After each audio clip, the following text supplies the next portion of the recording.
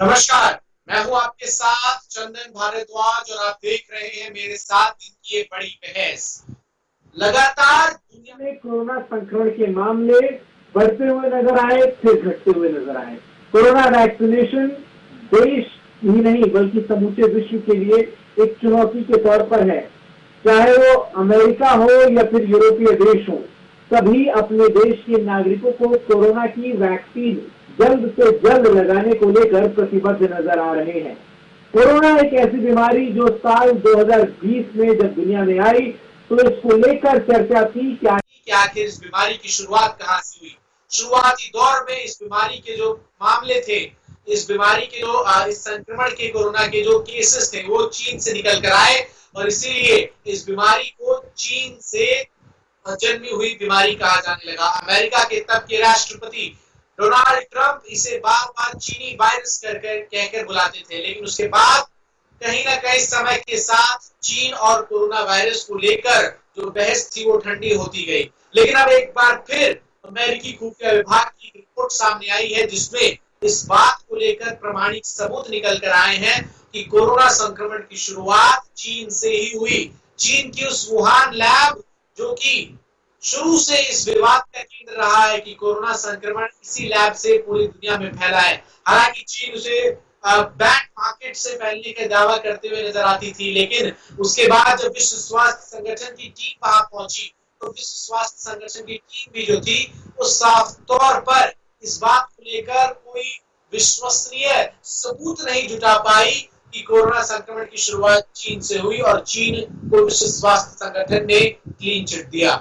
लेकिन बार बार इस बात को लेकर बहस घूम फिर के उसी केंद्र बिंदु पर आ जाती है कि अगर कोरोना संक्रमण निश्चित तौर पर एक प्राकृतिक बीमारी है तो चीन जैसे देश जो कि कोरोना संक्रमण की पहली लहर से साफ तौर पर प्रभावित हुए, वहां दूसरी और तीसरी लहर इस तरीके से क्यों नहीं आई।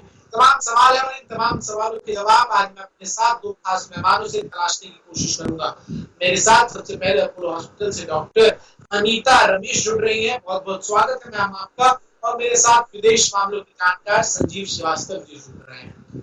और सबसे पहले संजीव श्रीवास्तव जी, आपके पास में आते हुए ये सवाल आपसे जानना चाहूंगा, कोरोना संक्रमण को लेकर हर बार जो एक तरीके से केंद्र बिंदु है वो चीन के ऊपर ही रहा है, लेकिन आखिर क्यों अब तक विश्व स्वास्थ्य संगठन को या तमाम वैश्विक देशों वो इस बात को लेकर पुख्ता तौर पर से नहीं कह पा रहे हैं कि हाँ कोरोना के लिए चीन जिम्मेदार है। और साफ तौर पर जब से डोनाल्ड ट्रंप अमेरिका के राष्ट्रपति पद से हटे हैं, कोरोना और चीन की जो बहस है वो एक तरीके से गायब होती हुई नजर आई। क्या इसके पीछे आपको वजह नजर आती है? जी देखिए, एक बात बिल्कुल स्पष्ट रूप से नजर आती है कि और इसमें कोई शक नहीं होना चाहिए कि ये जो कोरोना वायरस है ये चाइना से ही पैदा हुआ। चाइना के वुहान शहर से ही पैदा हुआ।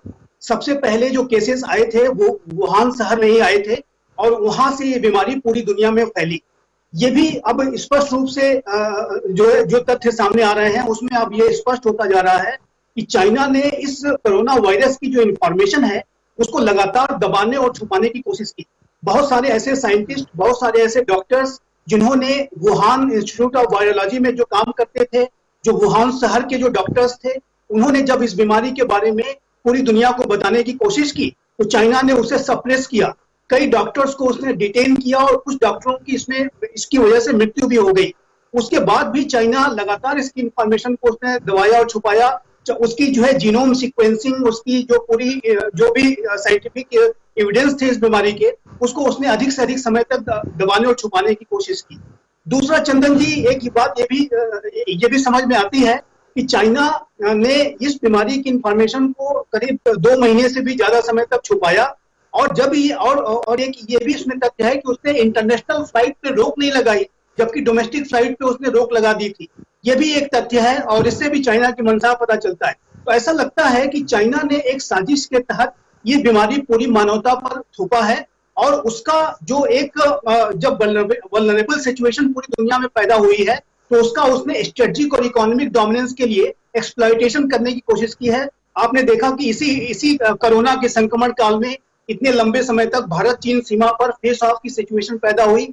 पूरे साउथ चाइना सी में चाइना ने तमाम देशों को हरास करके रखा। हांगकांग हो, ताइवान हो, वियतनाम हो, इंडोनेशिया, मलेशिया, सभी उससे त्रस्त रहे। और चाइना अब जो है वैक्सीन बुलिंग भी कर रहा है, वैक्सीन का व्यापार भी करने की कोशिश कर रहा है। तो ऐसा लगता है कि ये जो पूरी कोरोना वायरस की जो उत्पत्ति है उसके डेटा को भी उसने शेयर नहीं किया है। तो ये बड़ी गहरी साजिश का परिणाम दिखाई देता है और ये बात अब स्पष्ट रूप से नजर आने लगी है। और हालांकि इसकी जांच की मांग और अधिक तेज हो रही है। WHO की टीम ने कोई कंक्लूजन पे वो नहीं पहुंच पाए। तो आने वाले समय में मुझे लगता है कि इसके बारे में और अधिक गहरी जांच होनी चाहिए और चाइना की अकाउंटेबिलिटी अगर उसमें सुनिश्चित होनी चाहिए। चाइना की जो भी भूमिका है वो स्पष्ट रूप से पूरी इंटरनेशनल कम्युनिटी के सामने आना चाहिए। डॉक्टर निकिता, एक बड़ा सवाल है और ये सवाल मेडिकल फर्टिलिटी को लेकर। क्या मेडिकल फर्टिलिटी इस बात को एकजुट है, इस बात को पूरी तरीके से मानता है कि ये जो वायरस है इसका जो बॉर्न प्लेस है, इसकी जो जन्म स्थान है वो कहीं ना कहीं चाइना ही रही है। मेडिकल फर्टिलिटी में क्या इस बात को लेकर कोई अलग अलग थ्योरीज भी है कि ये वायरस चाइना से नहीं कहीं और से आया हो? मेडिकल डॉक्टर्स का इस पूरे विवाद को लेकर क्या मानना है? ओके, क्या है कि हमारा जब जो फर्स्ट जो रिपोर्ट हमारे पास आए थे, जो जहां पे WHO प्रिलिमिनरी इन्वेस्टिगेशन करने के बाद बताया है कि ये वायरस वुहान से कोई रिलेशनशिप नहीं है, वो लैब से ओरिजिनेट नहीं हुआ, कुछ डेटा नहीं पाया। सो उसके हिसाब से काफी दिन सब कोई चुपचाप थे। उसके बाद कोरोना वायरस इन्फेक्शन भी कम हो गया।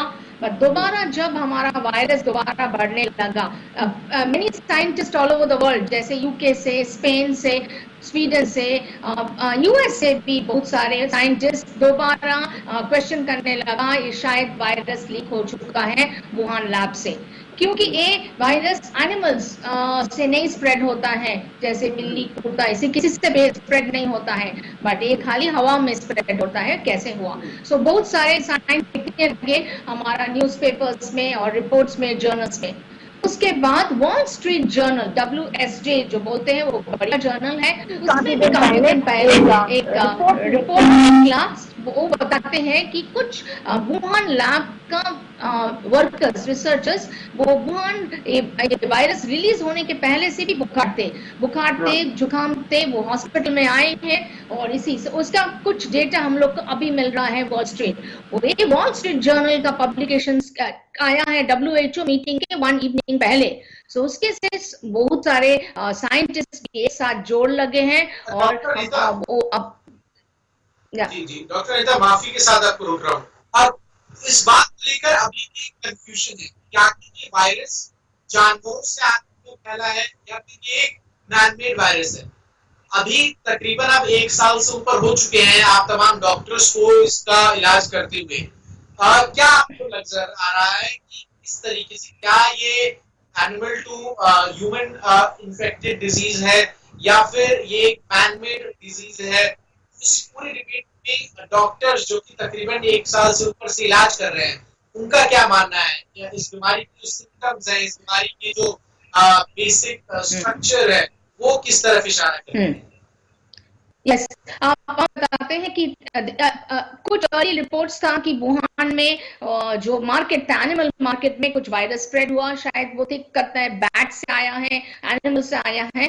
बट उसके बाद हमारा इंडिया में देखिए और दूसरा वर्ल्ड कंट्रीज में देखिए, उसी में अभी देखा ही नहीं गया है कि एनिमल से ह्यूमन को आता है कि ह्यूमन से एनिमल को जाता है, क्योंकि हमारा घर पे सबके पेट्स है, जूस है, उसमें ज्यादा काफी नहीं हुआ। सो अभी तक उतना एविडेंस हमारे पास नहीं है कि human to animals, animal to human से स्प्रेड होता है। ये first sentence. So it's do not spread has been demonstrated. उसके साथ साथ आपने जो पूछ रहे हैं कि मैन मेड और नॉट मैन मेड, वो अभी हमारे पास उतना डेटा नहीं है। एज अ मेडिकल फ्रेटर्निटी हम पॉजिटिव होकर के विद एविडेंस बोल नहीं सकेंगे, क्योंकि हमारे पास सम रिपोर्ट्स है जो बताते हैं कि यस, आदमियों जो लैब में काम कर रहा था वो बुखार हो गए, वो एडमिटेड हो गए। उसके बाद रिपोर्ट इन वायरस के ऊपर वहीं पे रिसर्च चल रहा था, फंडिंग भी आ रहा था US से। सो हो सकता है कि वायरस एक्सपेरिमेंट करने से बाय गलती से और एक्सीडेंटली वो बाहर में निकल गए, मेरा ख्याल से I don't think so anybody will do purposefully release करेंगे।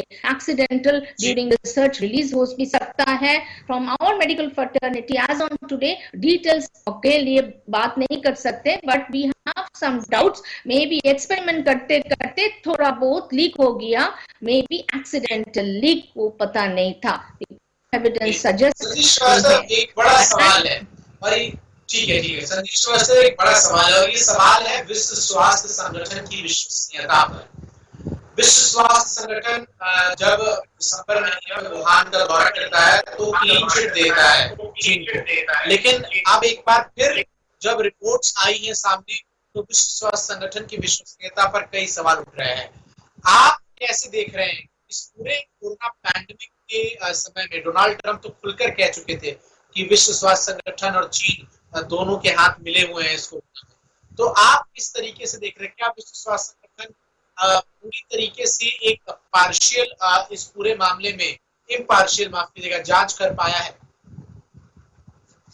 चंदन जी, विश्व स्वास्थ्य संगठन की जो भूमिका होनी चाहिए थी, जो उसका रिस्पांस होना चाहिए था पूरी कोरोना पैंडेमिक को लेकर के, वो संतोषजनक नहीं रहा है, इसमें कोई डाउट नहीं होना चाहिए। जिस तरीके से ये जो वुहान शहर से ये जब आउटब्रेक हुआ 2019 में, उस समय जो विश्व स्वास्थ्य संगठन में जनवरी 2020 में जाकर के इसकी उसने पूरी जो है उसका संज्ञान लिया और उसके बाद सारी दुनिया को बताया। आपको याद होगा जनवरी, यदि मुझे जहां तक याद आ रहा है 20 जनवरी के आसपास विश्व स्वास्थ्य संगठन ने इसको ये माना था कि इसका ह्यूमन टू ह्यूमन जो है ट्रांसमिशन भी होता है। इस तरीके का जो देरी हुई है वो विश्व स्वास्थ्य संगठन की एक बहुत बड़ी फेल्योर है। और विश्व स्वास्थ्य संगठन ने जो अपनी भूमिका निभानी चाहिए थी अंतर्राष्ट्रीय समुदाय को अलर्ट करने के लिए, विश्व स्वास्थ्य संगठन, और ऐसा भी लगता है चंदन जी कि चाइना और विश्व स्वास्थ्य संगठन के बीच में कहीं ना कहीं जो डोनाल्ड ट्रंप आरोप लगाते हैं, एक कोल्यूजन भी कहीं ना कहीं रहा है और इसके ऊपर भी जांच की मांग की जा रही है कि ऐसा कैसे हो गया कि विश्व स्वास्थ्य संगठन को इतना लंबा समय लगा इस कोरोना पैंडेमिक के बारे में पूरी इंटरनेशनल कम्युनिटी को अलर्ट करने में। चंदन जी, 2002-2003 में एक जो सार्स बीमारी आई थी, हालांकि वो भी कोरोना वायरस की फैमिली है, लेकिन उस समय की तत्कालीन जो विश्व स्वास्थ्य संगठन की जो डायरेक्टर थी, उन्होंने बहुत ही प्रोएक्टिव तरीके से बहुत जल्द जो है इस बारे में पूरी दुनिया को बता दिया था। जबकि कोरोना की पैंडेमिक उस सार्स बीमारी से कहीं ज्यादा, जो कोविड-19 है वो सार्स बीमारी से कहीं ज्यादा भयानक बीमारी थी और इसको बताने में विश्व स्वास्थ्य संगठन को एक लंबा समय लग गया। और यही कारण है कि अमेरिका इससे बहुत नाराज हुआ, क्योंकि उस समय तक अमेरिका में बीमारी पूरी तरीके से फैल चुकी थी और अमेरिका बहुत ज्यादा इससे प्रभावित हुआ। यही वजह है कि डोनाल्ड ट्रंप ने सारी फंडिंग विश्व स्वास्थ्य संगठन को रोक दी और विश्व के तमाम देशों ने इसके बारे में जांच की मांग की। तो ये जो विश्व स्वास्थ्य संगठन की जो भूमिका है चंदन जी, वो संदिग्ध है। इसके ऊपर भी मुझे लगता है कि जांच होनी चाहिए और विश्व स्वास्थ्य संगठन को यदि अपनी विश्वसनीयता बनाए रखनी है तो उसे अपने कार्य पद्धति में सुधार लाना होगा, उसे प्रोएक्टिव तरीके से कार्य करना होगा, नहीं तो विश्व स्वास्थ्य संगठन पे लोगों का भरोसा उठ जाएगा। सवाल डॉक्टर रीता यहाँ ये है कि जब पूरे विश्व में कोरोना की दूसरी लहर आई और अब तीसरी लहर को लेकर चेतावनी की गई है, ऐसे में चीन में कोरोना की कोई दूसरी तीसरी लहर नहीं हमने सुने देखने को मिली, तो क्या ये इस बात को वैलिडेट नहीं करता कि चाइना इस बात तरीके से प्रिपेयर्ड था कि वायरस है किस तरीके से फैलेगा और कैसे से कंट्रोल किया जाए, और चाइना ने इसको लेकर इंफॉर्मेशन आम लोगों को पहुंचानी चाहिए थी, पूरी इंटरनेशनल मेडिकल फर्टिलिटी को दी जानी चाहिए थी, वो अभी तक नहीं दे पाया है। हेलो डॉक्टर अनीता आपका आवाज आ रही है? क्या अभी आ रहा है? और एक बार बताइए, थोड़ा आपका आवाज नहीं सुनाई दे रहा। जी, मेरा सवाल ये है कि हमने ये देखा कि भारत समेत चाहे अमेरिका हो या यूरोप, तमाम देशों में कोरोना की दूसरी लहर आई और बड़ी विध्वंसक लहर थी, कई लोग मरे। वेव को लेकर प्रेडिक्शन जो है वो की जा रही है, लेकिन चाइना में हमने देखा कि केवल पहली लहर थी कोरोना की और उसके बाद से चाइना में कोरोना का नामो निशान हमें उस तरीके से नजर नहीं आता और चाइना पूरी तरीके से ओपन हो चुका है। तो क्या ये चीज भी इस बात को वैलिडेट नहीं करती कि चाइना कोरोना को लेकर जरूर कुछ ना कुछ छुपा रहा है? ओके, क्या हुआ है जब वुहान में लास्ट 2019 दिसंबर में फर्स्ट वेव आया था, उसके बाद होल वर्ल्ड में स्प्रेड के बाद वुहान में कम हो गया, बट वुहान में भी सेकेंड वेव आया था, बस उतना तेज से नहीं आया था, छोटा सा वेव आया था, वो अपने आप कंट्रोल कर दिया। तो China is a little different country, वो एकदम बॉर्डर्स सील कर चुके हैं, किसी को आने नहीं देते हैं, एंड जो जाना चाहते हैं रेस्ट्रिक्टेड मूवमेंट, पूरा थिंग्स इन प्लेस वो रखे हैं, Covid appropriate protocol, okay, vaccination भी ज्यादा से शुरू कर दिया है, तो वो लोग एकदम पूरा सील कर चुके हैं। बट ये नहीं है कि सेकेंड वेव नहीं आया है, सेकेंड वेव आया था, not only in China, Japan, Taiwan, second wave, third wave, even हम लास्ट वीक सिंगापुर में भी रेस्ट्रिक्शन शुरू हो गया बिकॉज 1-2 न्यू केसेस दिखाई दे रहा है। क्या है इन कंट्रीज में रूल्स एंड रेगुलेशन से नहीं आया, मेरा इस तरीके से नहीं आया। सेकेंड वेव ने जितना डैमेज यूरोपियन और अमेरिकन कंट्रीज को किया और इंडिया को किया, जहां से इस पूरे वायरस की शुरुआत हुई, वहां ये उतना इफेक्टिव नहीं रहा सेकेंड और थर्ड वेव में। तो इसको लेकर डाउट्स तो चाइना पे उठते ही है। हम लोग तो डाउट होता है, चाइना में कुछ नहीं हुआ इतना ज्यादा, क्योंकि हमारा एशिया, यूरोपियन, अमेरिकन में क्या हुआ। बट एक ही बात है, एक है कि उनको strict rules and regulation, Covid appropriate distance maintain किया, ये है। उसके अंदर और क्या बात है पता नहीं है, because most of China's information is sealed, हम लोग को किसी को पता नहीं होता है क्या अंदर हो रहा है, अभी भी केसेस है कि नहीं वो भी नहीं जानते, वो लोग क्या इलाज किया उसको पता नहीं है। बट आप सही ढंग से बताया है कि एशिया, यूरोप एंड अमेरिका में second wave is very bad. आपको पता है कितना मरीज है अफेक्टेड है, कितना मौत हो रहा है।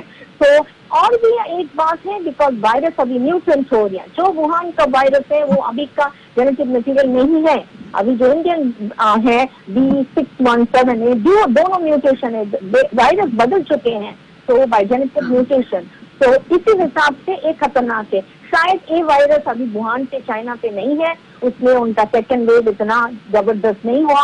ये वायरस अभी इंडिया में अंदर है, म्यूटेंट वायरस, तो इसी हिसाब से हमारा इतना patients, oxygen requirement, fungal infection, ICU, लो यंग पीपल में अफेक्शन ये ज्यादा हो रहा है, because the virus is very virulent. तो ये हम बताना चाहते हैं मेडिकल पॉइंट से। अच्छा संजीव श्रीवास्तव, यही सेम सवाल मैं आपसे भी पूछ रहा हूँ, क्योंकि ये एक तरीके से हजम ना होने वाली बात है कि एक बीमारी जिसका जन्म स्थान जिस जगह से हो, वो वहां उतनी ना पहले बनस्पत विश्व के तमाम बाकी मुल्कों में वो इस तरीके से फैल जाए कि मौत का मंजर एक तरीके से तमाम देशों में बच जाए। तो ये तो एक स्वाभाविक सवाल है, लोगों के मन में आएगा कि आखिर इस चीज की जहाँ से शुरुआत हुई वहां इसका इतना प्रकोप नहीं रहा, और इस तरीके से ये पूरे विश्व में फैली कि इसने पूरे विश्व को एक तरीके से पिछले 2 साल में कई साल पीछे खींच दिया है। जी देखिए चंदन जी, एक बात और भी है कि चाइना का जो पूरा बिहेवियर होता है वो बहुत ही ज्यादा वो गुप्त तरीके से कार्य करते हैं। जैसा कि डॉक्टर अनीता ने कहा कि उसका जो डेटा है उनके पास अवेलेबल नहीं है। जो हमारी जो मेडिकल फ्रेटर्निटी है, जो पूरी इंटरनेशनल कम्युनिटी की जो मेडिकल फ्रेटर्निटी है, जो साइंटिस्ट हैं, उनके पास इनका डेटा भी अवेलेबल नहीं है। WHO की जो टीम गई थी उसको भी चाइना ने वो डेटा नहीं दिया कि आखिर उसकी ओरिजिन कैसे हुई है, कैसे, इसी वजह से वो किसी कंक्लूजन पे भी नहीं पहुंच पाए। तो चाइना अपनी इंफॉर्मेशन को बहुत दबाता है और छुपाता है, पूरी इंटरनेशनल के सामने एक पर्दा डाल करके रखता है, और इससे चाइना की जो मंशा है उसके ऊपर शक गहरा होता जाता है। और इस बात की संभावना दिखाई देती है कि चाइना ने इस पूरी बीमारी को, ऐसा लगता है कि इसको पूरी मानवता के ऊपर थोपने की साजिश रची है। चाइना ने जिस तरीके से इंफॉर्मेशन को दबाया और छुपाया, इसकी ओरिजिन के बारे में डाटा शेयर नहीं किया, इंटरनेशनल फ्लाइट पे रोक नहीं लगाई, और अपने साइंटिस्ट को जो हरास किया, जो इसके बारे में बताना चाहते थे। उसके बाद चाइना का जो बिहेवियर नकारात्मक दिखा है, चाहे वो स्ट्रेटेजिक फील्ड हो, चाहे वो इकोनॉमिक फील्ड हो, तो उससे चाइना की जो पूरी जो चरित्र है, चाइना की जो पूरी मंशा है, उसके ऊपर संदेह और अधिक गहरा होता जाता है। और जहां तक चंदन जी आपने पूछा इसके मैन मेड वायरस होने की बात, तो देखिए चंदन जी, एक बात डॉक्टर अनीता भी इस बात को शायद वो प्रमाणित करेंगी ज्यादा अच्छी तरीके से, कि एक जो वायरसेस के ऊपर जो रिसर्च होती है उसमें एक गेन ऑन फंक्शन रिसर्च होता है, जिसमें कि किसी वायरस को और अधिक स्ट्रांग बनाया जाता है, उसका ये देखने के लिए कि वो वायरस किस तरीके से रिएक्ट कर रहा है, ताकि उसकी मेडिसिन को बनाया जा सके। इस तरह की रिसर्च पूरी दुनिया में चलती है। अमेरिका में भी इस तरह की कई लेबोरेटरीज रही हैं कि जहां पे गेन ऑन फंक्शन रिसर्च किया जाता है। तो इस तरह की बहुत संभव है, इस बात की भी संभावना जताई जा रही है कि China gain on function research को सीक्रेट तरीके से कर रहा था और इस पूरे वायरस को वेपनाइज करने की कोशिश कर रहा था। जैसा कि आपने देखा कि 2015 में एक रिपोर्ट सामने आई है जिसमें कि ये कहा गया है कि कुछ चाइना के मिलिट्री स्ट्रेटेजिस्ट और कुछ साइंटिस्ट और इस पूरे कोरोना वायरस को एक जेनेटिक बायो वेपन के रूप में डेवलप करने के बारे में विचार कर रहे थे, इसको वेपनाइज करने के बारे में विचार कर रहे थे। तो बहुत संभव है कि इस वायरस को वेपनाइज करने के लिए gain on function research Wuhan institute of virology में चल रहा था और इस बात की भी संभावना हो सकती है कि यह गलती से लीक हो गया, या इस बात की भी संभावना हो सकती है चाइना का बिहेवियर को ध्यान में रखते हुए कि इसको जानबूझ करके लीक करा दिया गया ताकि इसका जो है इस्तेमाल किया जा सके। तो अब जो चाइना की जो पूरी भूमिका रही है इसके ऊपर संदेह बहुत अधिक गहरा हो चुका है चंदन जी। इसके ऊपर जांच की मांग लगातार तेज हो रही है। WHO ने भी अभी कोई जांच नहीं कर पाया है। WHO क्योंकि चाइना के साइंटिस्ट, चाइना की सरकार ने डेटा ही नहीं शेयर किया जो टीम वहां गई थी। तो अब चाइना के ऊपर जांच अवश्य होनी चाहिए, क्योंकि यदि चाइना इस तरीके के वायरस को, कोविड-19 को दुनिया पर अगर वो थोप सकता है तो भविष्य में किसी अन्य बड़े खतरनाक वायरस को भी दुनिया पर थोप सकता है। और इस तरह की जो गतिविधि करने वाले जो भी राष्ट्र हैं उनके ऊपर गंभीर कार्रवाई होनी चाहिए। ये बात पूरी इंटरनेशनल कम्युनिटी को सुनिश्चित करनी होगी, नहीं तो पूरी मानवता का अस्तित्व भी संकट में पड़ सकता है।